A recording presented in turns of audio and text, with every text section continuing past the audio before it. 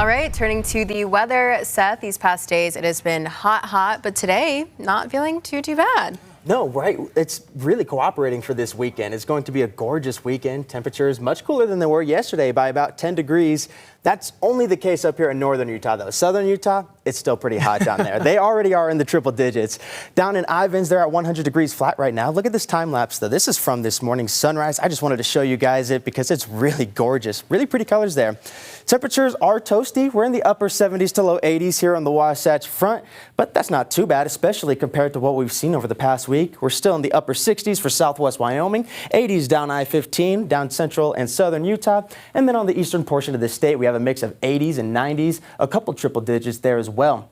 Look at this temperature change. We had the cold front come in, and it's stalling right in central Utah. You could tell exactly where that is just by looking at the 24-hour temperature change. We are 12 degrees colder here in Salt Lake than we were at this point yesterday. Yesterday, we were in the 90s already. Now, we do have partly cloudy skies right now, but it is going to continue clearing on out, and by the late afternoon into the evening hours, we'll just have a couple clouds left, and we are very slow to warm, only warming up to the mid-80s, and it is going to warm up eventually. It's a slow warm. Now, tomorrow, we are going to be about 5 degrees below average yet again, and then eventually we reach average by your Monday. The average for this time of year is 94. Southern Utah, however, doesn't get to take advantage of that cold air. They just dip only a few degrees, but unfortunately, down there in St. George, you guys will not be dropping below average. It'll stay hot. Now, that cold front is responsible for some gusty conditions out there ahead of it. You can see we do have wind gusts in the 20 to 30 mile an hour range about 6 p.m. this evening. And then it starts to quiet down a little bit overnight, but on the eastern part of the state, we're going to see it rev back up. We're going to see that right here towards the afternoon hours. You can already see it. 20s, 30s, and this is the reason why we have a critical fire threat. We already have the dry conditions. We already have the heat, and the wind is the final ingredient. We have red flag warnings across eastern and most of southern Utah.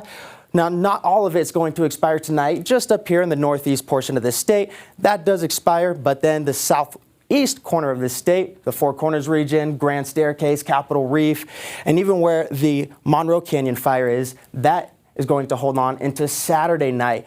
Winds coming out of the west at 15 to 25 miles an hour, which means we could be battling downslope winds, gusts in the 30 to 40 mile an hour range, and humidity as low as 8 to 15%. So very dry down there. Not ideal. Hopefully it doesn't cause too many problems. We don't have a whole lot of moisture on the way either, unfortunately. We could get a couple of drizzles. You'll see this here on the Futurecast near the Utah-Colorado border. We do get a couple of little spotty showers towards this evening. You're going to see it again right around midnight, but honestly, I'm not sure that most of that will reach the ground. We may have a couple mountain showers and a sprinkle in the valley, but it's not really going to help with how dry it is.